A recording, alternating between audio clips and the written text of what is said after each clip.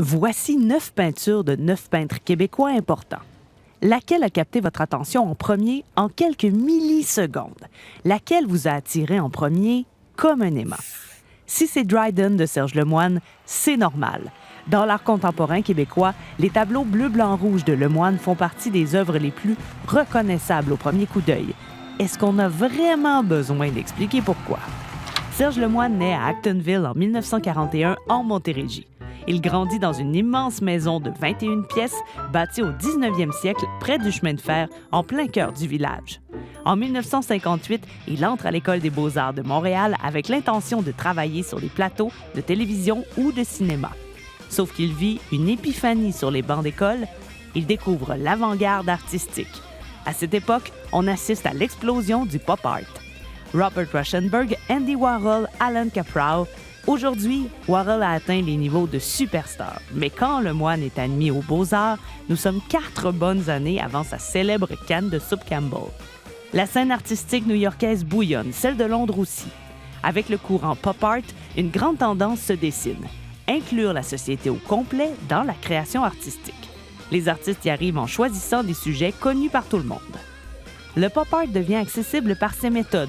Les estampes peuvent reproduire l'art à volonté, comme un produit manufacturé, des procédés d'impression offset semblables à ceux utilisés par le comic book. On désacralise l'œuvre et par la même occasion, on désacralise l'artiste, notamment au cours d'une nouvelle pratique en essor appelée le happening. Un happening, c'est une performance. En créant devant public et bien souvent en faisant créer les œuvres par le public, l'artiste ramène son travail et son geste à une dimension plus humaine, moins académique. Perpétuel débarquement sur des rives qui ne savent pas l'elles-mêmes. Fatigue longitudinale d'éclater. J'ai les tympans vissés au cosmos, à l'infiniment possible. C'est à travers cette pratique que Serge Lemoine va vivre la Révolution tranquille. En 1960, il est expulsé de l'École des beaux-arts de Montréal pour avoir refusé de se conformer aux exigences des évaluations.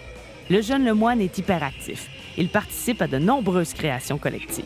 Dans le domaine de la musique, dans le domaine de la poésie, comme dans le domaine de la peinture, il est permis d'essayer de faire des expériences et puis de tenter des pas qui avancent vers l'avant dans des choses qui, dans l'immédiat, peuvent paraître peut-être pour le commun des mortels tout à fait farfelues.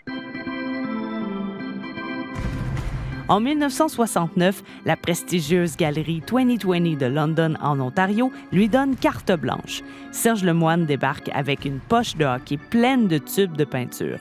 Il trace des lignes bleues et rouges au sol pour recréer une patinoire.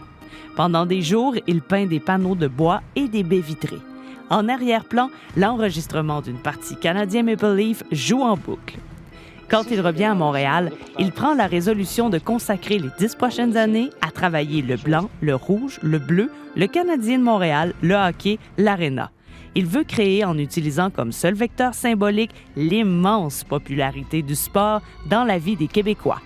Il multiplie les manières de voir les joueurs du Canadien. Il prend des photos de sa télévision, des gros plans des matchs diffusés. Il peint carrément la même expérience de hockey que vivent les Québécois le samedi soir. Et c'est probablement la clé du magnétisme de la série Bleu-Blanc-Rouge. L'expérience partagée. On comprend facilement que les scènes religieuses sont fréquentes dans l'histoire de l'art. L'Église a commandité beaucoup d'œuvres, mais aussi, pour un peintre, les sujets religieux, c'est des lieux communs pour le public. Des éléments que chaque observateur connaît et reconnaît. Dans les années 60, la religion est en déclin au Québec. Mais qu'est-ce qui correspond maintenant à l'expérience commune de la population?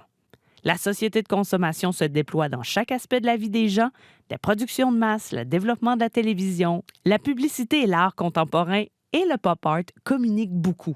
Pensez à cette scène de Mad Men où une peinture de Rothko est présente dans le bureau de Bert Cooper.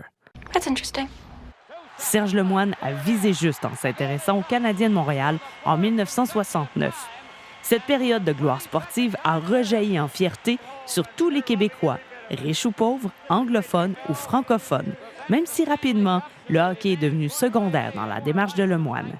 Et c'est pour ça que Serge Lemoine est devenu un joueur étoile de l'art québécois.